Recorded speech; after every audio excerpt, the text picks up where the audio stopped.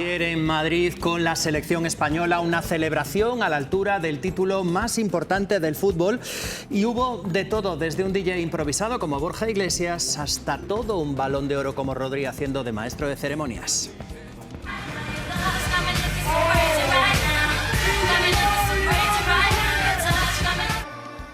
De masas, las calles prácticamente no se veían entre los casi 2 millones de personas que estaban en las calles apoyando a la selección. La Cibeles convertida en una auténtica marea roja. Quien no pudo asistir en directo pudo disfrutarlo con todo lujo de detalles gracias a esta casa, Radio Televisión Española.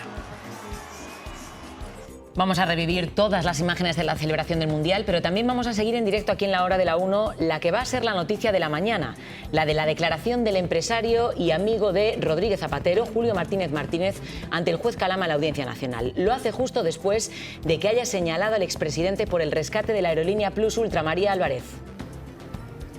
Lo hizo a través de un escrito que remitió al juez Calama en el día de ayer, diciendo que tanto él como el expresidente cobraron una comisión de un 1% por ese rescate. Todo antes de declarar ante el juez como investigado, citado aquí en la Audiencia Nacional a las 9 de la mañana. Analizaremos también la situación en Oriente Medio. Estados Unidos ha vuelto a atacar Irán y el régimen de los ayatolás responde con nuevos bombardeos contra bases de Washington en distintos países del Golfo, en distintos puntos de la región. El gobierno estadounidense lanza también una alerta a todos sus ciudadanos para, dicen, que se lo piensen bien antes de viajar a esa zona. La situación podría complicarse todavía más. Y el número de incendios no deja de aumentar en España. En Ejulbe, en Teruel, la Unidad Militar de Emergencias ya está luchando contra las llamas, y en Segovia se ha evacuado 8 núcleos de población. Pero el fuego que más sigue preocupándonos hasta ahora continúa siendo el de la Sierra Norte de Guadalajara, que ahora podría extenderse también a Soria. Marilyn Quintana. Sí, el incendio está afectando de lleno al Parque Natural de la Sierra Norte de Guadalajara y, como dices, se está acercando a Soria. Ha calcinado ya 26.000 hectáreas en un perímetro de 120 kilómetros. 34 municipios han sido ya evacuados, 14 están confinados y más de 1.200 personas afectadas. Hoy se reúne el Consejo de Gobierno para coordinar el plan de recuperación.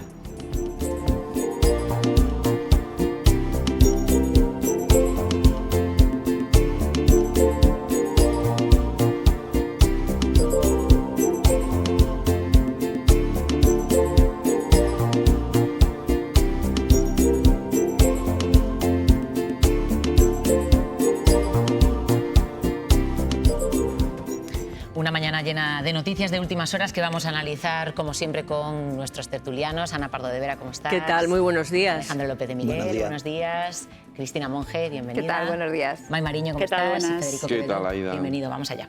Bueno, se complica la defensa del expresidente Rodríguez Zapatero. Su amigo y colaborador, Julio Martínez Martínez, lo ha señalado en un escrito como supuesto mediador para avanzar en el rescate de Plus Ultra. Asegura además que pactaron una importante comisión. Hoy Julio Martínez Martínez tiene que declarar como investigado. María.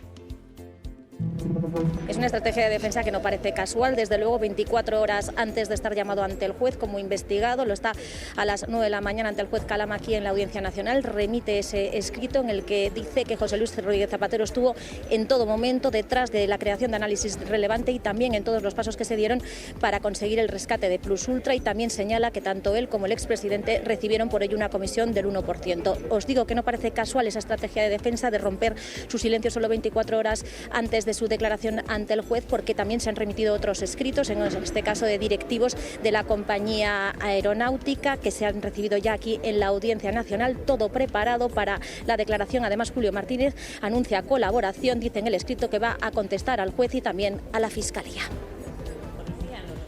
Giro de guión en la defensa de Julio Martínez Martínez, empresario y amigo de Zapatero. Ha pasado de guardar silencio a señalar al expresidente. Asegura en un escrito a la Audiencia Nacional que Zapatero medió en el rescate de Plus Ultra y que él era quien marcaba los pasos a seguir. Aunque no aparecía como accionista de análisis relevantes, según el empresario, el expresidente lideró la estrategia y se encargó de captar a Plus Ultra. Contradice así la versión de Zapatero. ¿Ha tenido usted algo que ver en el rescate de Plus Ultra? No, en absoluto. Versión que tampoco cuadra con la de Julio Martínez Sola, presidente de la aerolínea, que también ha remitido un escrito al juez Calama en las últimas horas. ¿Conoce usted personalmente al presidente de esta aerolínea? Absoluto, ninguna relación, cero. Sin embargo, Martínez Sola afirma que recibió una llamada de Zapatero a través de un número oculto. Él le trasladó que estaba intentando conseguir un crédito por la difícil situación financiera de la compañía y el expresidente le dijo, según el escrito, que haría las gestiones oportunas. A cambio, se acordó que Martínez recibiría una comisión del 1% del rescate, unos 530.000 euros, un pago que reconoce el presidente de Plus Ultra, que según describe, corresponde a labores de acompañamiento. El director financiero de la aerolínea, Roberto Rosselli, en un escrito al juez, también confirma ese pago de $500.000 de la compañía a Julio Martínez. Eso sí, ambos directivos niegan conocer qué gestiones hizo el ex líder socialista. Los tres se muestran ahora dispuestos a colaborar con la justicia. Pedro Águeda, compañero del diario.es, buenos días.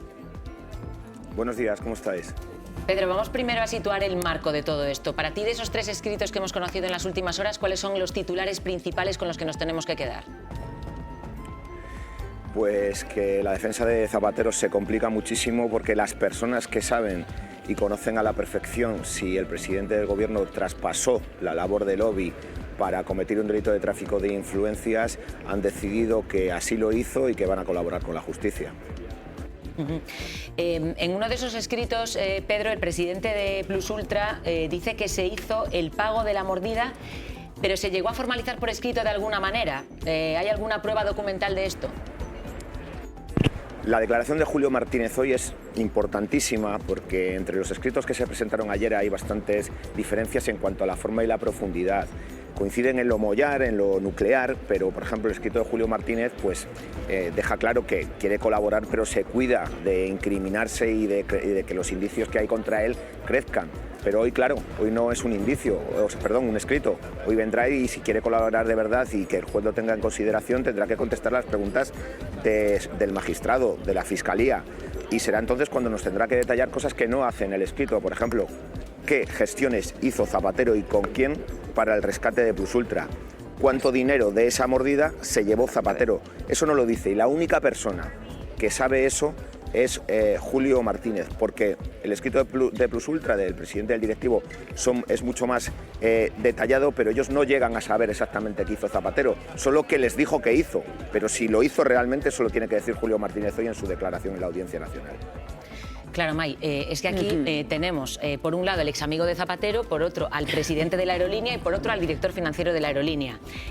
Los tres, digamos, que dan versiones que pueden encajar, pero como está comentando Pedro, quedan huecos que no están completados, porque lo que dicen es, sí, hubo una mordida, no se formalizó por escrito, sí, hubo una influencia, no sabemos exactamente cómo se llevó a cabo esa influencia. Me gusta el apunte que has hecho del ex amigo de Zapatero, porque como amigo es así. ¿Quién quiere enemigos? Porque después del escrito de ayer... correr juntos, no, ya parece que no. Pero más allá del chascarrillo. Es que daba en la clave ahí Pedro, y además él que se lo conoce tanto el caso, ¿no? Faltan detalles que son los que pueden realmente incriminar directamente al presidente Zapatero. Es verdad que ahora ha cambiado completamente la estrategia. Ya sabíamos que era muy importante la comparecencia hoy ante el juez de Julio Martínez, pero después del escrito de ayer más todavía, porque han señalado directamente al presidente, pero siguen faltando los detalles de qué es lo que realmente hizo. Porque si hizo algo, ya miramos también al gobierno. Ojo, no hay que olvidar esa derivada. Y también las cantidades, se habla del 1%, se habla de esas mordidas. Pero ¿quién las cobra? Las cobra análisis relevante.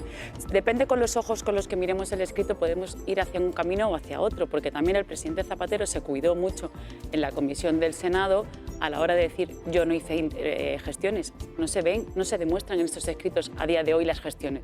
Se apunta que hubo algo, porque de hecho el propio Julio Martínez creo que es el que dice lo de el presidente Zapatero me dijo que ya nos habían dado la concesión del crédito 2 semanas antes de que la aprobara el Consejo de Ministros, pero también se cuidan, ellos dicen el expediente estaba correcto para recibir esa ayuda, por lo tanto faltan detalles que en la comparecencia de hoy de Julio Martínez y cuando en su momento citen a Martínez Sola por hacer la siguiente distinción, o sea lo que es el presidente de Plus Ultra, se irán conociendo algunos detalles. Lo que está claro es que el caso ha cambiado por completo ahora mismo y la estrategia del presidente Zapatero veremos a ver en qué paso se da ahora.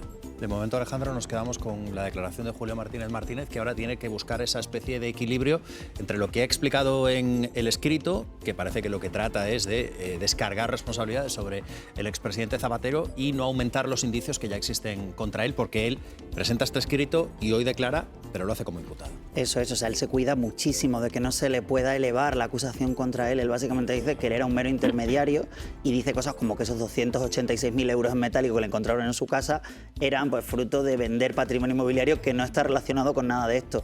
Cuando habla de la otra de las sociedades vinculada a los Amaro Chacón, dice que en determinado momento, en 2025, que siguen tirando de Zapatero, pero él se desvincula de todo eso.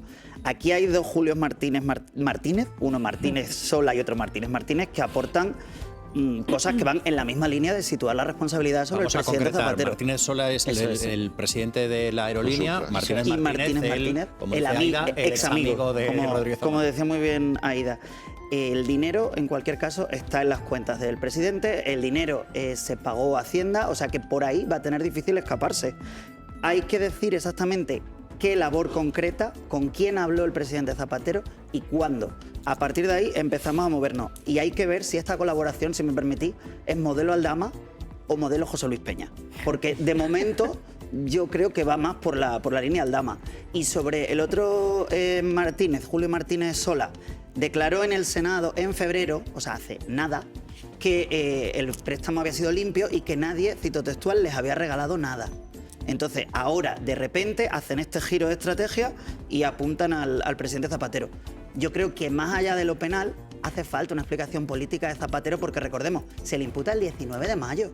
Todavía él no ha hablado, más allá de lo que haya hecho su portavoz oficioso, el señor Luis Arroyo, o más allá de ese comunicado que hizo cuando declaró en la audiencia el día 17 de junio. Pero es que ahí dijo que iba a declarar inmediatamente sobre el origen de la joya y pidió 10 días. Y de vamos eso no a irnos, nada. Perdóname un segundo, Alejandro, vamos a irnos a la Audiencia Nacional, María, porque está llegando ya Julio Martínez Martínez. Sí, todavía se encuentra en la calle Génova, que es la calle paralela a la Audiencia Nacional, por así decirlo, la parte de atrás de la Audiencia Nacional. Viene acompañado, entendemos, si mi vista no me falla desde aquí, de su letrada. Se dispone a cruzar el semáforo para llegar ya a su cita con el juez Calama, con una antelación de 15 minutos. Ya saben que viene en calidad de investigado, pero con un giro de guión en su defensa, después de haber presentado ese escrito en el que señalaba, rompía su silencio y señalaba al expresidente y a su amigo José Luis Rodríguez Zapatero, diciendo que tuvo total implicación desde el primer momento en el rescate de la aerolínea Plus Ultra y por el que habrían cobrado, según ese escrito al que hemos tenido acceso, un 1% de comisión. Además, también en ese mismo escrito, Julio Martínez hablaba de que había tenido total implicación desde el inicio de Análisis Relevante. Vemos que va a entrar ahora ya en la Audiencia Nacional, como os digo, citado a las 10 de la mañana. Vamos a ver si le podemos preguntar. ¿Va a colaborar, señor Martínez? Señor Martínez, ¿cómo afronta la declaración? ¿Ha hablado con el señor Zapatero desde su imputación? Bueno, no nos ha contestado absolutamente nada, solo con un buenos días, que me ha parecido entender desde aquí. Ya está dentro Julio Martínez, dentro de la Audiencia Nacional, citado, como os digo, a las 10 de la mañana, citado como investigado. Pues esa es la imagen que nos llega en directo. Gracias, María, desde la Audiencia Nacional. Julio Martínez Martínez, Alex, que ya está en la Audiencia Nacional. Vamos a consultar un detalle con Joaquín Bosch. Joaquín, buenos días, magistrado. Hola, buenos días, Alex. Una duda, acaba de salir un detalle en la mesa, lo comentaba Alejandro López de Miguel, y es que ese dinero del que hablan los escritos, ese posible dinero que se habría, según los escritos de la aerolínea Plus Ultra, de su presidente y de su CEO, obtenido a través, dice el escrito, de una mordida, Rodríguez Zapatero asegura en todo momento que el dinero estaría declarado. ¿Cómo casa esa presunta mordida ilícita con un dinero que podría, digamos, tener un recorrido al que se le puede seguir la pista? Son dos cuestiones diferentes. Un dinero puede ser declarado, puede ser formalizado a través de facturas en regla, pero eso es compatible hipotéticamente con que pueda tener un origen delictivo. Y aquí precisamente la declaración de Julio Martínez es muy importante, mucho más que el escrito que presentó ayer. Lo relevante será lo que diga en sede judicial y mucho más si aporta elementos probatorios de relevancia en conjunto, además de las confesiones que ya han manifestado o han anticipado algunos directivos de Plus Ultra. Esto puede perjudicar especialmente los intereses de la defensa de Zapatero. Pero, por ejemplo, aquí hasta ahora la investigación apuntaba a que Julio Martínez sería el testaferro de Zapatero y hacia él se canalizaban los pagos, y estos pagos procedentes del dinero de Plus Ultra se camuflarían a través de facturas de consultoría. Las facturas pueden ser legales, pueden ser declarados los ingresos a Hacienda, pero aquí la cuestión es si hubo una contraprestación ilícita. Hasta ahora, tanto Zapatero como Julio Martínez decían que eran trabajos de consultoría. Pero claro, aquí hay una ruptura que es importantísima, será importantísima muy probablemente para el futuro de este proceso, que es que Julio Martínez asume de alguna manera que cumplió funciones de testaferro y que no pagaba Zapatero por trabajos de consultoría. Por eso, aunque el dinero está declarado y aparentemente pueda tener un origen honorable, la cuestión no es lo que dicen las facturas, sino lo que pueda demostrarse en el proceso judicial. Claro, Bosch, por ahí vamos a ir. Entiendo que para demostrar esto que están diciendo tendrán que presentar alguna prueba, o solo con el testimonio ya pueden obtener beneficios en el proceso o en las futuras consecuencias penales a las que se enfrenten. Digamos que hay dos cuestiones diferentes. Una, cómo incrimina a Zapatero este tipo de reconocimiento de hechos, y otra, hasta dónde debe llegar la colaboración para que tenga beneficios para quien confiesa. Sobre la primera cuestión, las manifestaciones de un investigado contra otro investigado, la jurisprudencia ha dicho muy reiteradamente que no tienen una gran relevancia si no están confirmadas por otros elementos probatorios. Pero si están confirmadas, esas declaraciones inculpatorias son importantísimas, porque acaban, digamos, de completar todo el cuadro de elementos de prueba. Por eso, si hoy Julio Martínez reconoce todo lo que ha dicho y además aporta datos, esto perjudicaría bastante a Zapatero. Ahora bien, no basta reconocer hechos para que haya beneficios para quien confiesa. Además, tiene que haber también una colaboración activa con la justicia, hay que aportar elementos de prueba, su reconocimiento tiene que ser muy determinante para la investigación, y ahí hace falta un paso más que debería consistir efectivamente en ver qué relevancia tiene esa confesión para resolver todas las dudas que todavía siguen presentes en este caso. Ana Pardo de Vera, parece que se le complica, por lo menos parece que se le complica la defensa de Rodríguez Zapatero. Sí, además se le complica porque él efectivamente contrató al mejor en el ámbito procesal, y ahora parece que la estrategia de defensa debería de ser otra, con lo que ha dicho Julito Martínez. Pero yo creo que hay una cuestión muy importante, y es que más allá de esas labores de asesoría que Zapatero dice haber hecho y que Julio Martínez, Julito, para diferenciar, decía haberle pagado, para un delito de tráfico de influencias, para que se confirme que Zapatero medió en el rescate Plus Ultra, tiene que haber un funcionario público corrompido. Claro. Entonces eso es lo que hay que demostrar, porque lo demás, si labores de asesoría o no, es tu palabra contra la mía, porque todos sabemos cómo es el ámbito de la consultoría encima en estos altísimos cargos, ¿no? Que lo que se busca es la agenda de ese altísimo cargo que ya ha salido de sus responsabilidades públicas. Entonces aquí lo fundamental es ver qué datos, creo yo, qué datos puede aportar Julio Martínez ahora en su declaración, que diga, no, el señor Zapatero habló con de la SEPI, porque además ni siquiera son esas reuniones presuntas que habría habido con el que era secretario de Estado, Pedro Saura, nos sirven porque era la SEPI la que se ocupaba de esto. Entonces, bueno, veremos a ver. A mí me parece que de momento es tu palabra contra la mía, y además es una estrategia fruto del llamamiento de Aldama para ver si me libro yo de lo que buenamente pueda. A ver, es evidente que para que haya un delito de tráfico de influencias tiene que haber un funcionario que se deje corromper. Eso creo que lo tenemos todo claro. Lo que pasa es que, claro, Zapatero había negado todos los extremos de este caso, tanto ante la justicia como en sede parlamentaria, ¿no? Y los dos directivos de Plus Ultra dicen que existió el contrato. Otra cosa es que también luego lo habían negado. Claro, que lo habían negado, pero ahora dicen que existió el contrato. Si el contrato existió, el contrato debe de existir, debe de estar físicamente en algún sitio. Ellos dicen que el contrato existió. No solo eso, dicen algo que también es destacable. Dicen que fueron pagos en metálico y pagos en especie. 46... Pero el contrato existió con Julio Martínez. Claro, 46 no viajes, 46 viajes en business. Eso es, pero un matiz pequeño, Fede. No aparece en ese contrato, supuestamente. Claro, aparece análisis relevante. Pero un matiz importante, lo que dice Martínez y Sola, otras 2 sociedades. Lo que dice Martínez Sola es que finalmente se decidió por ambas partes no formalizar ni ejecutar el contrato. Es decir, que a lo mejor hubo un contrato verbal o hubo un acuerdo verbal, pero por cómo lo dicen, no se ejecutó el contrato ni se formalizó. Luego lo que dicen es que efectivamente se pagaron viajes en business y demás, pero en un papel no parece que de momento lo haya. Ahora tienen que demostrarlo, porque esto no vale solamente con decir que pasó, tienes que demostrar que pasó efectivamente, ¿no?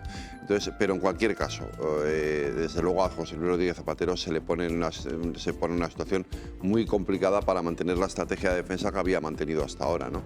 Y pues, tiene que cambiar completamente la orientación de lo que había venido haciendo, que entre otras cosas era intentar demostrar la nulidad de todo este proceso, y no parece que eso vaya a poder ser posible. El móvil de Rodolfo Reyes ya no te basta para... Claro, de ahí el tema procesal. En todo caso, Monge, se está hablando en la mesa. Zapatero tendrá la obligación o la necesidad de cambiar su estrategia de defensa.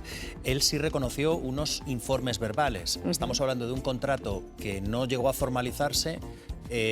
Su nombre no aparecería, por tanto, por escrito en ningún sitio. Él asegura que el dinero lo tiene declarado. No aportan en esos prolijos informes, informes escritos, ninguno de los 3 escritos, detalles de cómo se habrían...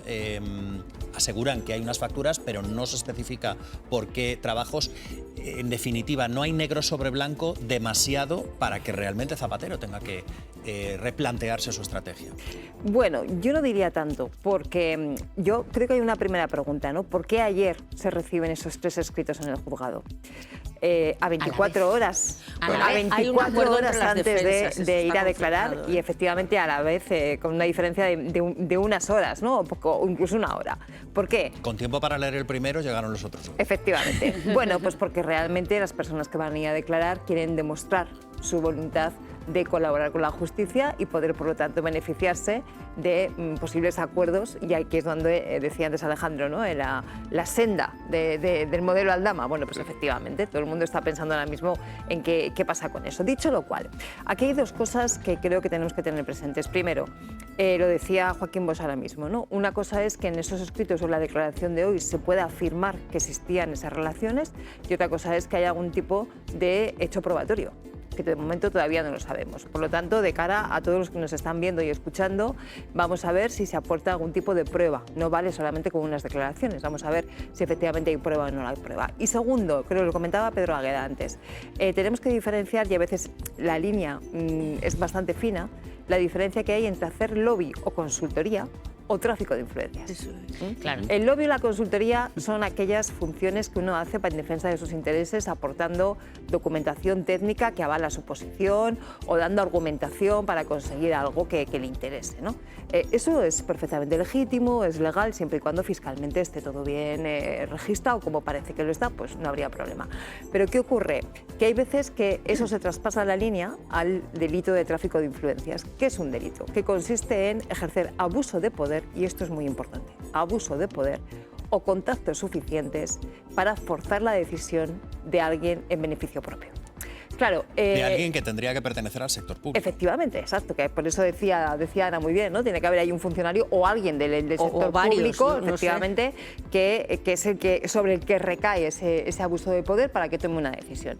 Entonces son 2 elementos que tenemos todavía encima de la mesa como incógnita, ¿no? Primero, si efectivamente se aporta algún tipo de pruebas de lo que ayer se dijo en estos escritos, 3 escritos coordinados, y por otro lado, si esas pruebas efectivamente evidencian que no estamos hablando de una cuestión de consultoría o de lobby, sino de un delito de tráfico de influencias. Esos son los 2 elementos que tenemos. Y luego está la parte política. Y la parte política es que Zapatero, en el momento en que fue imputado, salió diciendo que no tenía nada que ver con todo este asunto. Entonces, ahora tendrá que explicar cómo casa con todo lo que estamos viendo. Claro, lo decíais antes, es decir, cuando surgió todo esto, Zapatero prometió que iba a dar explicaciones, como también las prometió que enseguida nos iba a contar de dónde venían las famosas joyas. y es que estamos a finales de julio y yo no le he oído. Bueno, entonces. sea positivo o no sea positivo, su defensa no se lo permite. No, ya, claro, Digamos, pero políticamente ya no solamente para él, sino por eso digo, sea políticamente- o no positivo para él, su defensa no se lo permite. Joaquín Bosch, el hecho de que estos 3 escritos los hayamos conocido en más o menos 24 horas, con poquitas horas, como decía Alex, de diferencia entre unos y otros, ¿puede de alguna forma restar credibilidad a lo que digan estos imputados, teniendo en cuenta que mucho de lo que ahí afirman se contradice con lo que dijeron hace unos meses? Hay que ver cómo se está apuntando en la mesa, si su credibilidad se refuerza en virtud de los datos que puedan aportar, sea el relato fáctico o sea otros elementos de prueba. Lo que está claro es que hay un cambio de estrategia defensiva. En las manifestaciones anteriores que se realizaron en distintos ámbitos, también fuera de la sede judicial, se dijeron otras cosas, incluso absolutamente opuestas, y ahora la modificación está bastante clara. Es legítimo para una defensa plantear un cambio de estrategia, pero ciertamente esas contradicciones siempre se pueden valorar por el órgano judicial y especialmente por la parte a quien puedan perjudicar. Esos giros estratégicos que, como decía, son legítimos, pero también las incoherencias, las contradicciones pueden ser valoradas por las partes y por el propio juez instructor. En todo caso, 2 apuntes también al hilo rapidísimamente de lo que decíais en la mesa sobre que falte un funcionario al que se haya tenido que tocar. Eso no es obligatorio para que haya delito. Eso efectivamente sería el tipo básico del delito de tráfico de influencias, pero hay subtipos, por ejemplo, del artículo 430 del Código Penal, que basta con el ofrecimiento a practicar el tráfico de influencias, aunque luego no se materialice, para que pueda concurrir delito, aunque la pena sea menor. El mero ofrecimiento, si se acreditara que, por ejemplo, muy hipotéticamente, Zapatero y su hipotético testaferro ofrecieron prestar esos servicios, eso ya sería delito, aunque no hubiera ningún funcionario que posteriormente se le hubiera tocado. Y falsear el contenido de las facturas que impongan un concepto, pero luego resulta que no había unos trabajos reales, eso también podría suponer un delito de falsedad. Y por otro lado, recordar algo que es evidente, pero que me gusta recordarlo de vez en cuando. Estamos en fase de instrucción. No se puede exigir en estos momentos una prueba absoluta de todo lo que se está investigando. Es lo que se llama la instrucción en un proceso de cristalización progresiva. Se va avanzando en función de lo que diga hoy Julio Martínez, de lo que vayan diciendo los otros directivos, se seguirá avanzando y se podrá llegar a si hubo algún funcionario que fue presionado, no lo hubo, se valorará todas las figuras delictivas, pero en este momento no hace falta tenerlo todo probado, sino que es momento para ir investigando hasta el final de la instrucción y ahí ya se decide si se va a juicio o si la causa se archiva. Bueno, ahora estamos hablando de las investigaciones en torno a Rodríguez Zapatero, de las personas que están implicadas en esa investigación, que ahora dicen que tienen toda la disposición a colaborar con la justicia, pero es que hace menos de un mes que el Tribunal Supremo suspendió la condena a Víctor de Aldama por el caso Mascarillas. La respuesta del empresario fue animar a colaborar con la justicia, algo que, como decimos hace apenas unas horas, ha hecho Julio Martínez Martínez. Simplemente dar las gracias a la justicia, que han demostrado que son justos al final y que la colaboración en este país sirve. Y espero que con esta sentencia los demás que vienen detrás colaboren.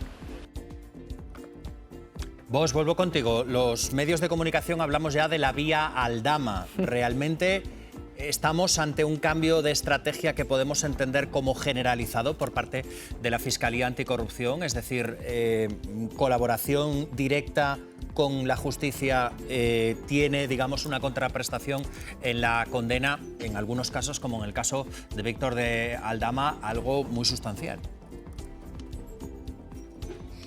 El efecto jurídico está en el Código Penal, digamos, no es una improvisación en el caso anterior de la Fiscalía Anticorrupción o del Tribunal, ni aquí tampoco lo sería. Otra cosa es que, sin duda ninguna, podamos discutir sobre las consecuencias finales de esa colaboración. Si debemos llegar al máximo supuesto de reducción de la pena, que es hasta 2 grados. No es obligatorio llegar hasta los 2 grados. Hay también una jurisprudencia que hasta ahora nos decía cómo debe tasarse los niveles de colaboración, si había sido absolutamente decisiva la colaboración para poder completar la investigación y poder resolver todas las incertezas del procedimiento, o si la colaboración tenía una entidad más baja. No es lo mismo un atenuante simple que lleva la pena hasta la parte más baja de la horquilla que una atenuante muy cualificada que lleva hasta 1 o 2 grados. Efectivamente, aquí en este procedimiento está bastante claro, ya todo el mundo lo ha percibido, que lo que ocurrió en el caso de Aldama puede reproducirse en este supuesto en función, por un lado, de la colaboración que se preste con la justicia y el carácter decisivo o no de ese tipo de colaboración, y de qué valoración haga el tribunal, que eso también es importante. Siempre hay un elemento de apreciación que no es matemático. Cuando una aportación, un reconocimiento, una colaboración es absolutamente decisiva para que haya condenas para todos los implicados en una presunta trama criminal. Eso también es objeto de valoración, pero, como decía, esto está en el Código Penal y en este caso tendremos que esperar todavía, porque yo creo que con los escritos presentados a mí no me parece suficiente, tenemos que esperar todavía a ver qué nivel de colaboración y de aportación de pruebas estos investigados ponen sobre la mesa. Como dice Bosch, habrá que esperar, porque estamos en fase de instrucción, a ver qué nivel de colaboración López de Miguel, pero en todo caso, ¿crees que las palabras de Aldama como mínimo han tenido algún efecto en quien lo escuchó? Hombre, el llamamiento era claro, y después de hacerlo en la puerta del Supremo se fue a distintos platos muy concretos a hacer ese llamamiento. Entonces yo creo que el que quiera entender, que entienda, ¿no? El juez Bosch hablaba de las cosas importantes que hay que aclarar hoy, más allá de los escritos. Pero yo quiero volver un momento al escrito, porque no sé si vosotros normalmente soltáis €500.000 y decís luego que no tenéis constancia fehaciente de las concretas actuaciones llevadas a cabo para influir o favorecer. Yo toda la mañana. Que es lo que ya, a mí me pasa igual, pero luego con billetes más grandes. Esto es lo que dice el señor Martínez Sola, en este caso el propietario de Prosultra, el jefe de Prosultra.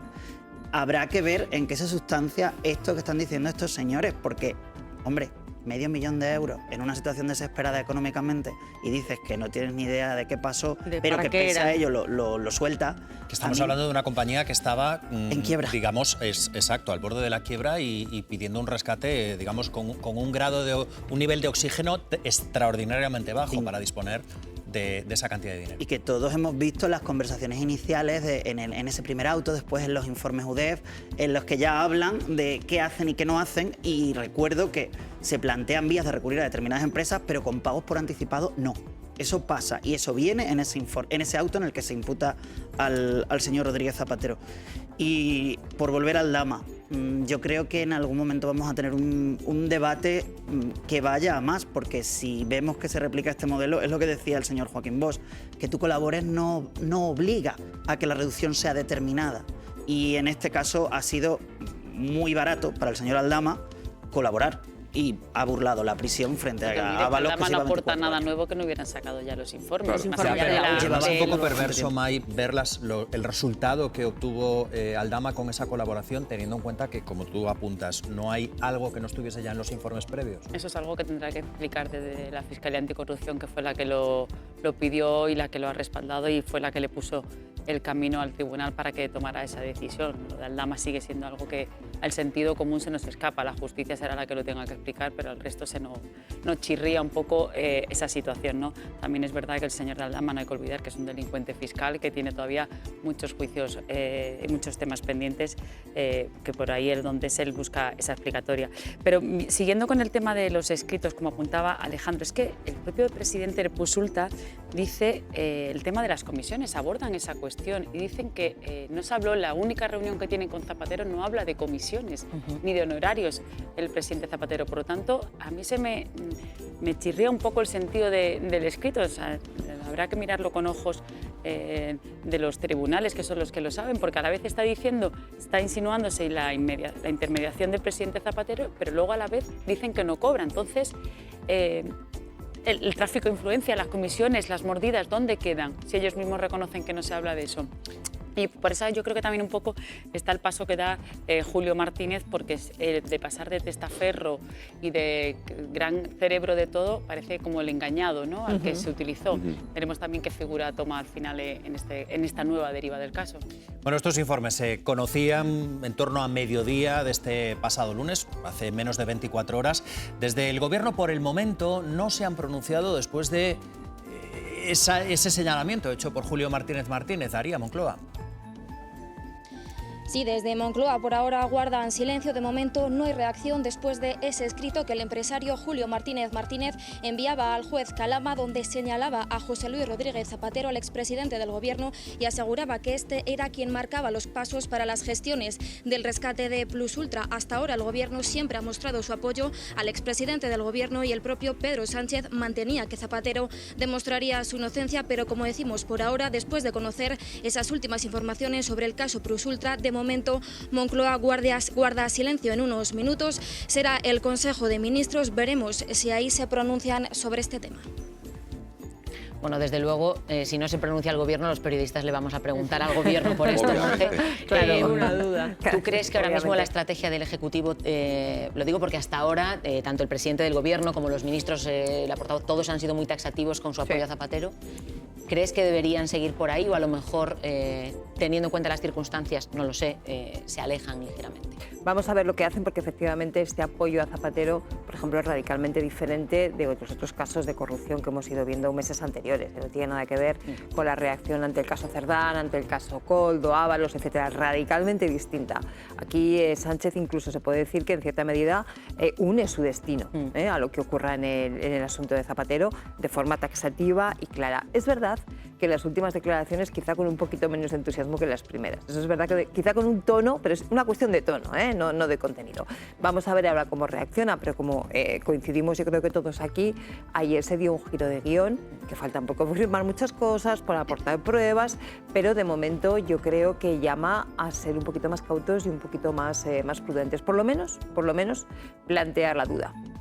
El Partido Popular acusa a Rodríguez Zapatero de mentir y dirige sus críticas contra el Partido Socialista, el presidente del Gobierno y, dicen ellos, el sanchismo, que afrontan todos el dilema del prisionero Lebrijo.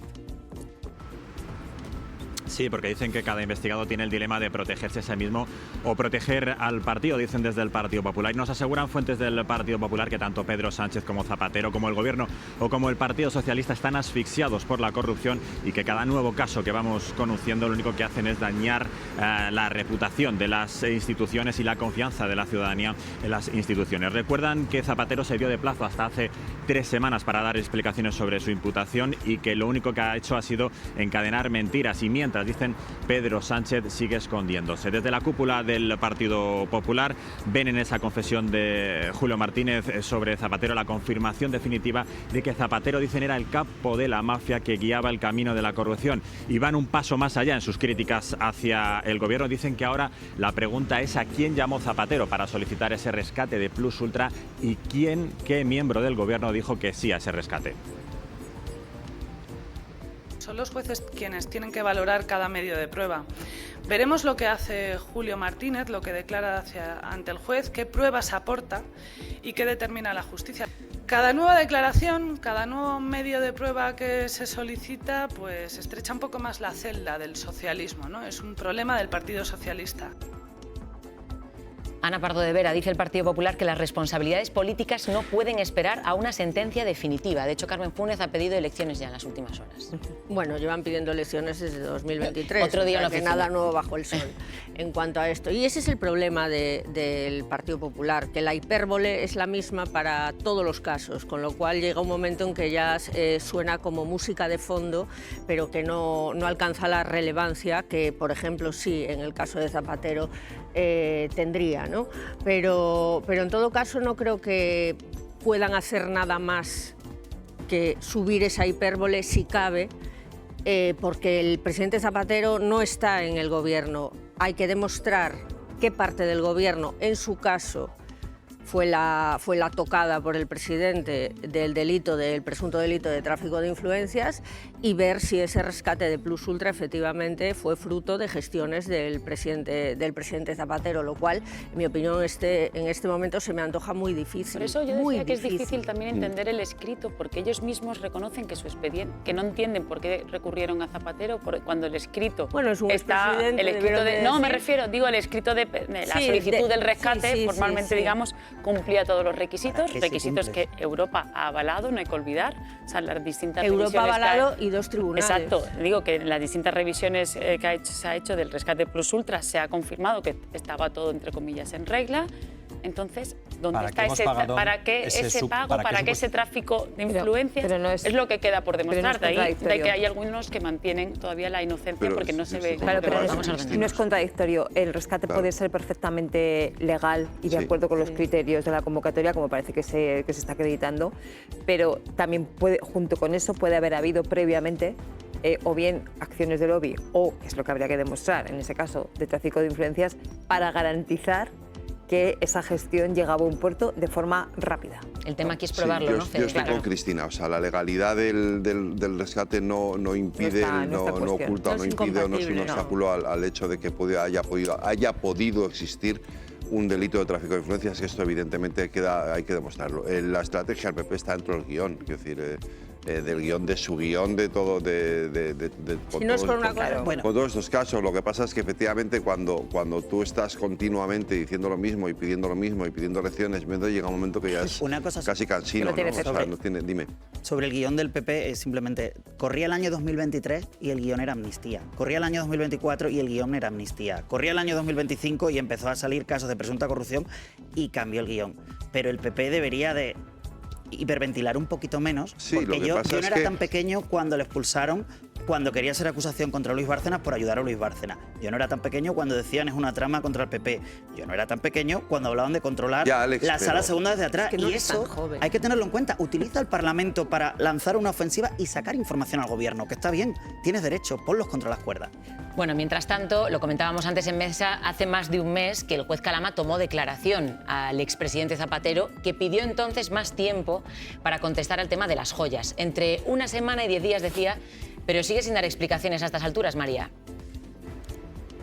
Hay que remontarse al 17 de junio, el día en el que el juez Calama le tomó declaración a José Luis Rodríguez Zapatero, y ese interrogatorio como investigado empezaba precisamente por el tema de las joyas, unas joyas encontradas en el registro de su despacho en la calle Ferraz y que estaban tasadas de forma oficial en 1.300.000 euros. Por esas joyas encontradas, además de a los delitos a los que se enfrentaba ya el expresidente José Luis Rodríguez Zapatero, se había abierto una pieza separada por contrabando y también un delito contra la hacienda pública. Pues bien, José Luis Rodríguez Zapatero en esa declaración dijo que necesitaba más tiempo. De hecho, también había remitido un escrito al juez para pedir que no se le preguntase por eso, pero en ese momento el juez le dijo que ok y dio un plazo, una semana, 10 días, pero ha pasado más de un mes. Os recuerdo esa fecha, 17 de junio, cuando declaró, y todavía no ha dado ningún tipo de explicación, ni aquí en la Audiencia Nacional ante el juez Calama, pero tampoco ante los medios de comunicación o ante la opinión pública. Es verdad que en ninguno de los escritos de los que estamos hablando, tanto de Julio Martínez como tampoco de los directivos de Plus Ultra, se menciona ese tema porque no tiene ningún tipo de relevancia en el rescate de Plus Ultra. Es una pieza separada, coyuntural, que se encontró, como os digo, en esos registros, pero sigue sin haber ningún tipo de explicación de las joyas de Zapatero.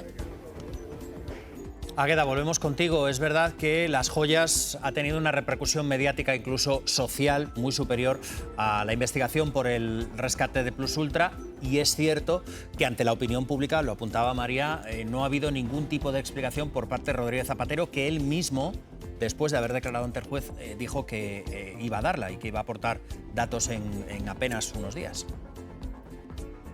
Sí, ese plazo de tiempo tenía que ver con contactar con personas que hubieran colaborado con él en su etapa de gobierno y en otras para recordar dónde se ofrecieron esas joyas, dónde las recibió, bueno, pues para dar todos los detalles. Pues esto no ha ocurrido todavía. Yo también entiendo que no sea la prioridad de la defensa del presidente del gobierno, porque, como explicaba María, esto no tiene nada que ver con sus principales problemas, que son las acusaciones por tráfico de influencias y otros delitos relacionados con el rescate de Plus Ultra y con otras acciones que la investigación plantea que podría haber hecho en el mismo sentido.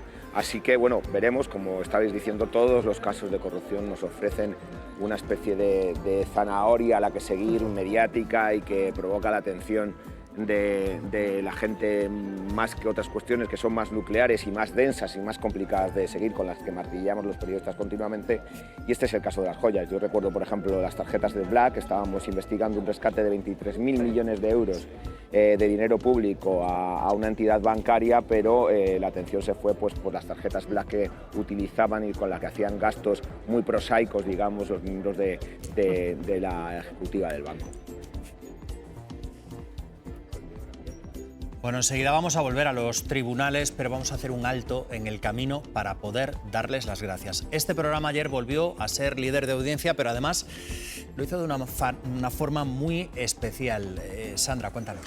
Somos la referencia informativa de los espectadores. Ayer La Hora de la 1 batió todos sus récords con un 35,4% de share. Es el mejor dato de cuota de pantalla de toda nuestra historia que logramos en nuestra emisión en simultáneo en La 1 con el canal 24 horas, subiendo 8,7 puntos esa cifra récord. Más de 660.000 espectadores de media siguieron con nosotros la última hora de la selección, el análisis del partido y toda la información de actualidad. Y a lo largo del programa incluso nos llegaron a sintonizar hasta 2.250.000 espectadores.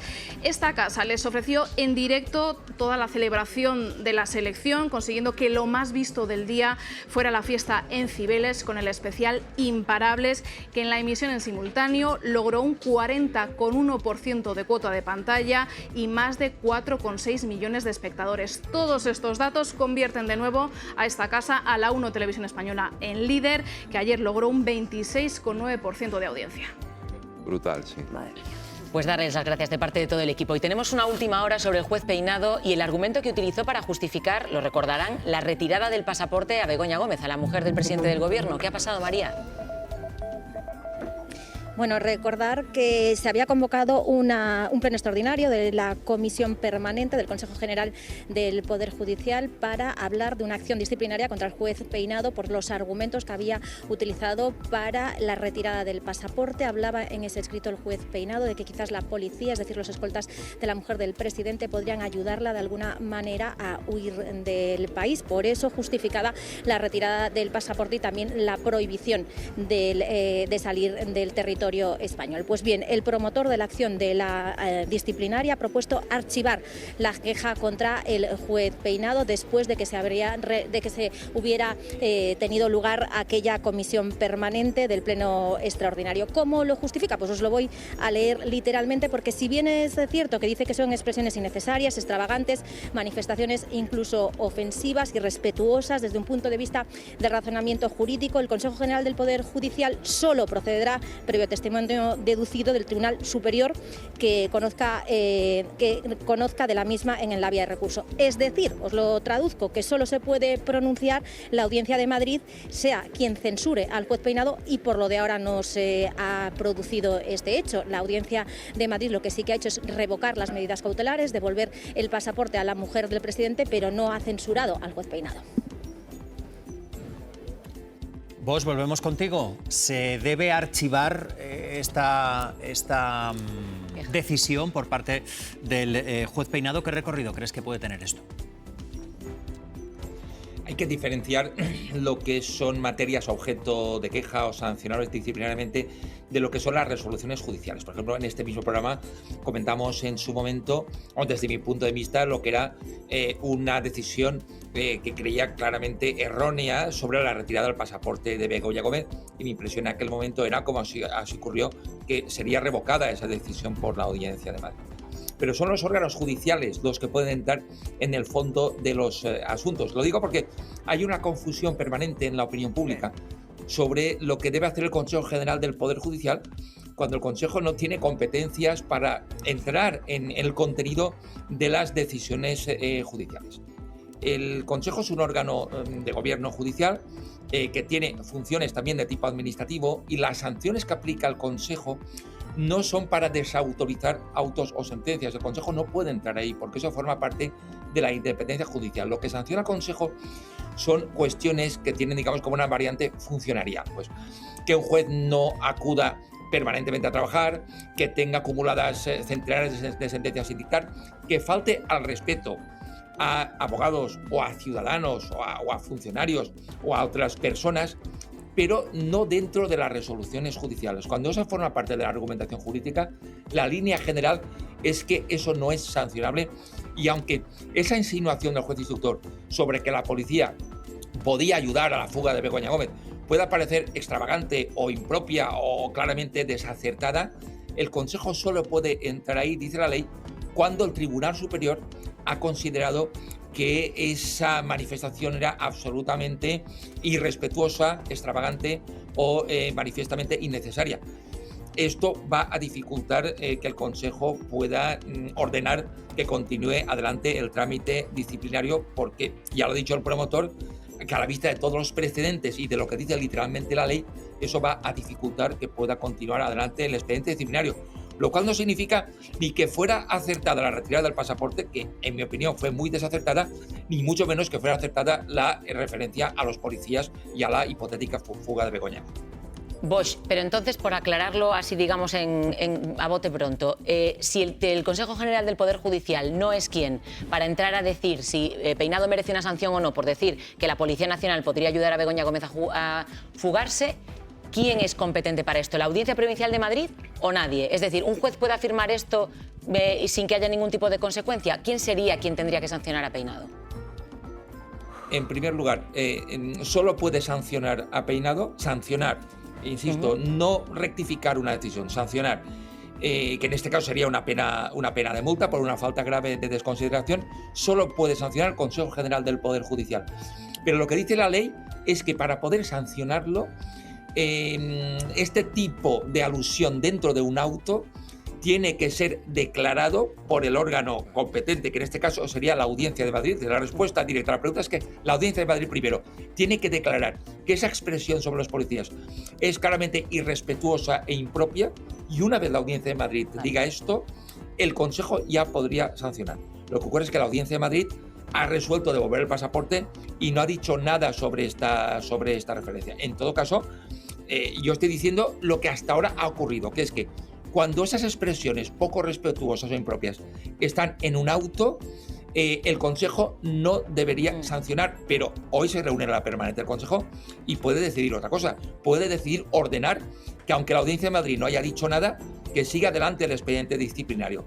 Lo que digo es que hasta ahora el Consejo únicamente ha ordenado el expediente disciplinario que siga adelante cuando la Audiencia de Madrid, en este caso, o el Tribunal Superior, ha dicho que la expresión era irrespetuosa. Tendremos que esperar a ver qué es lo que dice la permanente. Yo estoy diciendo lo que dicen hasta ahora los precedentes en materia de sanciones. Parece, Alejandro, en cualquier caso, una cuestión de estructura, no de fondo. De estructura me refiero del funcionamiento y de procedimiento de las instituciones judiciales, que no entran en lo que estaba comentando vos, en la afirmación que hacía Peinado cuando afirmaba que podía ayudarle los agentes de la Policía Nacional a escapar, a fugarse a la mujer. Iba tomando nota según lo explicaba el juez Bosch, porque es verdad que a nivel procedimiento, como tampoco nos hemos visto en una instrucción tan exótica, vamos a decir, no nos lo sabemos, ¿no? Yo no soy de apostar, pero me apostaría con el que queráis a que Peinado se va a jubilar en septiembre y aquí no va a haber pasado nada. No. Y eso es un problema, porque la inmensa mayoría de personas que trabajan en los tribunales de justicia lo hacen bien. Y en este caso hemos visto una instrucción que tiene muchos hits. Y ahora hemos puesto en lo político el grito en el cielo, porque dijo lo que dijo de los escoltas de la señora Begoña Gómez y sugirió pues, que le podían ayudar a fugarse, que es una barbaridad. Pero es que yo quiero recordaros el momento, declaración Félix Boraño, oiga, necesito una tarima, oiga, Supremo, impúteme al ministro de Justicia, oiga, 15 distintas correcciones de la audiencia a sus resoluciones. Ha sido una instrucción muy particular y ya el colmo de justifíqueme que estaba en la graduación de su hija, que por cierto está grabada por un medio de comunicación, y no en Tombuctú, hombre, a mí me parece ya sorprendente, cuanto menos.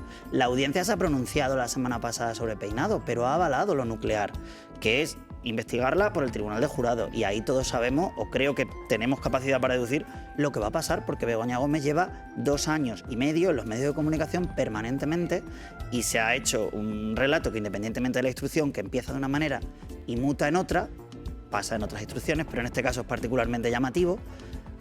Y yo no sé quién va a defender la inocencia de la señora Begoña Gómez, la verdad, porque lleva 2 años y medio siendo declarada prácticamente culpable casi a diario. Pues fíjate es que, para hacernos pensar. fíjate que yo tengo Tengo dudas sobre lo que pueda pasar en ese juicio oral, en ese juicio conjurado, porque yo tengo mis dudas, pero la pregunta que yo le haría al magistrado... Se la hacemos. Es si alguien puede pedirle o reclamarle a la Audiencia Provincial que se pronuncie sobre esas manifestaciones del juez Peinado sobre los escoltas de Begoña Gómez. Bosch, si la Audiencia Provincial de Madrid no da el paso adelante, ¿puede alguien reclamárselo? Vaya. La petición expresa. Lo cierto es que la audiencia se ha pronunciado, digamos, sobre el tema de fondo y ha dicho que el pasaporte estuvo mal retirado, que la medida cautelar no era adecuada y que no era racional o era convincente la argumentación sobre la policía, pero no ha dicho que fuera una expresión de tipo irrespetuoso que mereciera una sanción. Podía haberlo dicho aunque nadie se lo hubiera pedido de oficio, pero que es como estas cuestiones a veces se sancionan. Aunque nadie lo pida, a veces las audiencias sí que lo dicen. Como no se ha pronunciado, efectivamente, alguna de las partes podía pedir un pronunciamiento expreso sobre ello. Claro, porque fíjate que aunque el instructor del Consejo del Poder Judicial, o no sé cuál es exactamente el término que ha llevado esto, el promotor, eso que no me salía la palabra, dice que se archive, sin embargo, sí que reconoce, por lo que hemos escuchado antes, en el escrito, que son impropias, que son exageradas, que están fuera de lugar, etcétera, etcétera. O sea que lo que dices, no podemos llevar adelante la sanción, pero sí que existe un comportamiento irregular por parte del juez al hacer esa afirmación sobre los escoltas, ¿no? Águeda, te traslado una cuestión. ¿Crees viable que a pocos meses de que se jubile el juez Peinado, quizás todos estos procedimientos, un poco de la infraestructura judicial, pueden acabar beneficiándole de alguna manera en estas quejas, en estos planteamientos que se hacen contra su modo de actuar en la investigación en el caso de Begoña Gómez? No, yo estoy de acuerdo con lo que habéis dicho en la mesa de que el juez Peinado se irá plácidamente a su retiro de jubilación y habrá creído que ha cumplido ya con su misión política e ideológica de atacar al gobierno de Pedro Sánchez a través de la figura de su esposa. El problema de todo esto, bueno, lo primero es que habéis expuesto muy bien, por supuesto el magistrado Bosch y los demás, el asunto de cuál es el cauce para que Peinado pudiera ser sancionado, y a lo mejor ya lo que nos tenemos que plantear es si las reglas del CGPJ o la propia ley por la vía penal no protegen en exceso a un juez de instrucción que por otra parte es plenipotenciario en las instrucciones y puede complicarle la vida mucho a la gente, como ha demostrado el juez Peinado. Esa es una reflexión. La segunda es, volvamos a la instancia superior. A todo el mundo a cualquiera le puede pasar que se cruce el juez Peinado o un juez Peinado en su vida, pero este sistema establece una garantía que es la segunda instancia, que cuando el juez toma una decisión se puede recurrir en este caso a la Audiencia Provincial para que la corrija. Bueno, pues la Audiencia Provincial debería haber corregido toda la instrucción del juez Peinado para que con los indicios tan endebles que hay contra la mujer del presidente del gobierno no se sentara en un banquillo, además por la ley del jurado, ante un tribunal de ciudadanos que condenan más del 90% a las personas que se sientan en ese banquillo según las propias estadísticas del CGPJ. Lo que ha hecho la Audiencia Provincial en la segunda instancia es corregir, habéis hablado de 15 correcciones, pero son 15 correcciones que no han entrado al fondo del asunto y de la gravedad del asunto, que es que el juez Peinado ha entrado a hacer como un militante política de forma directa y no ha corregido eso. La segunda instancia no ha funcionado. No funciona, o por lo menos no se puede articular según las normas previstas, una sanción para el juez Peinado. Entonces, pues como estáis reflexionando en la mesa, quizás el ciudadano se pueda preguntar si el sistema es erróneo y si se ha dado un trato privilegiado a los jueces para que no se pueda fiscalizar su labor. Claro, Monjes, que a nivel opinión pública tiene una explicación jurídica que nos acaba de dar el magistrado Bosch, que la Audiencia Provincial de Madrid tendría que haberlo señalado para que luego el CGPJ entrase. Pero a nivel opinión pública lo que tenemos es a un juez afirmando que los policías nacionales que escoltan a la mujer del presidente del gobierno podrían ayudarla a fugarse. Entonces, aunque efectivamente luego haya una explicación para que no se le sancione, al menos por el momento, no sé qué efectos puede tener esto, digamos, en la opinión de los ciudadanos. La opinión pública está viendo eso y está viendo que no pasa nada. Claro. Está viendo las dos cosas, ¿no? Efectivamente, a efectos de opinión pública, perdonadme que insista que soy muy pesada con esto, pero es que cada vez que tenemos un estudio, una encuesta de confianza en la justicia, los datos son peores. tanto que al propio Consejo General del Poder Judicial le ha llevado a manifestar su preocupación y empezar a encargar encuestas de opinión para ver qué está pasando. Entonces, cuando nos preguntamos qué está pasando, tenemos que ir a muchas cosas, no solamente a esto, pero esto es una de ellas, ¿no? Yo creo que hay discusión en la doctrina ahora mismo acerca de si efectivamente el Consejo General del Poder Judicial puede admitir esto o no, ¿no? Se va a reunir la permanente y va a ver si lo archiva o lo manda a la comisión disciplinaria. Por lo tanto, creo que allí hay una discusión que conoceremos en cuanto termine esa reunión.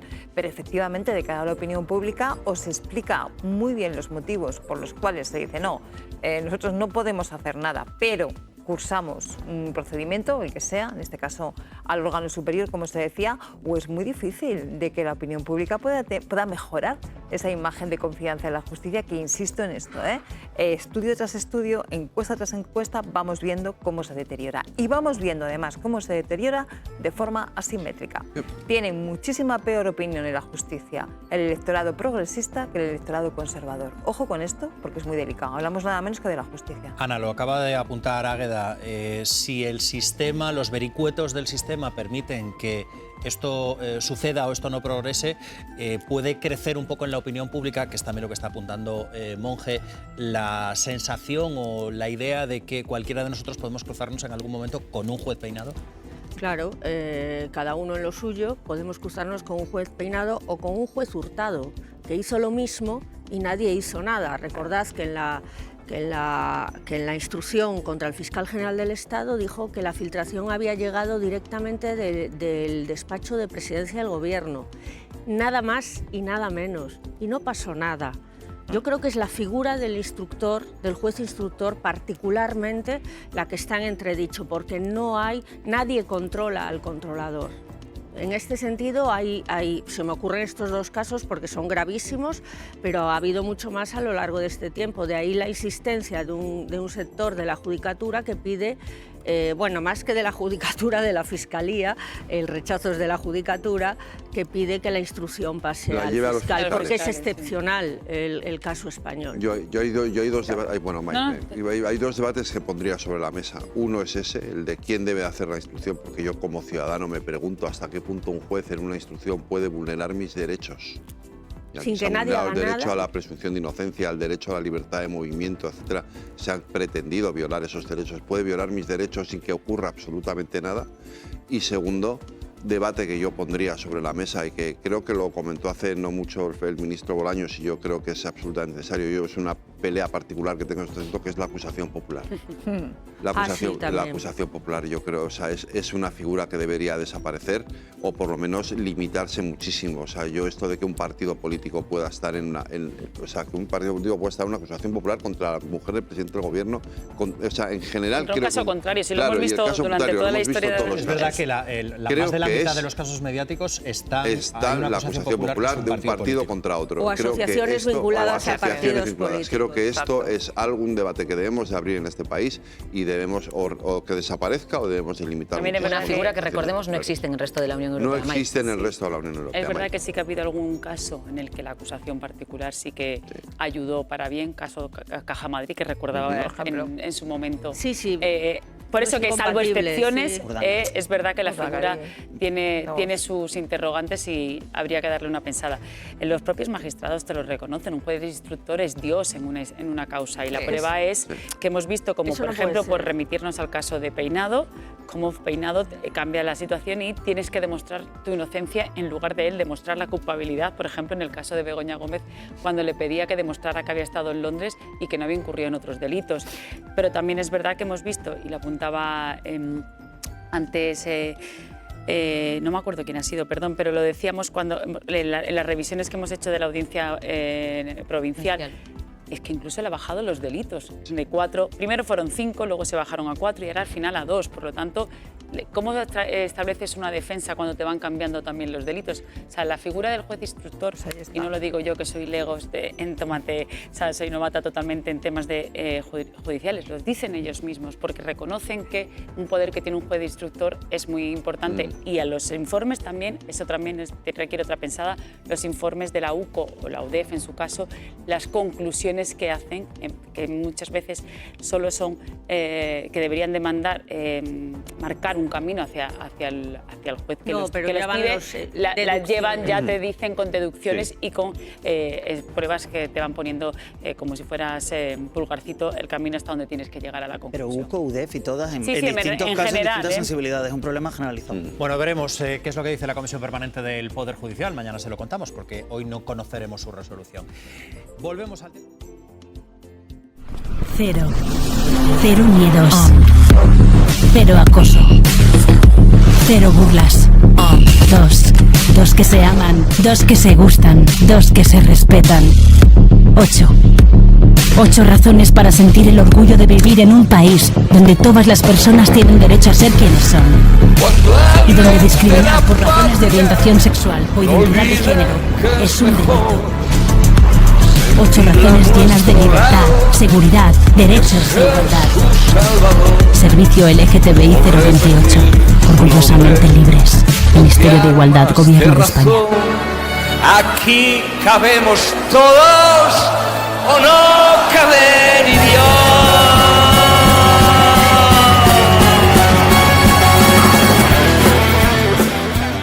Esta ha sido además la 10ª noche de ataques de Estados Unidos contra Irán.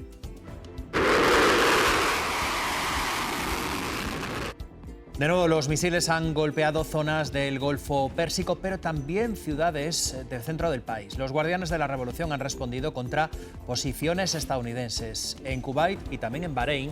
Y la última hora es que los hutíes del Yemen han bloqueado el Mar Rojo. Sandra.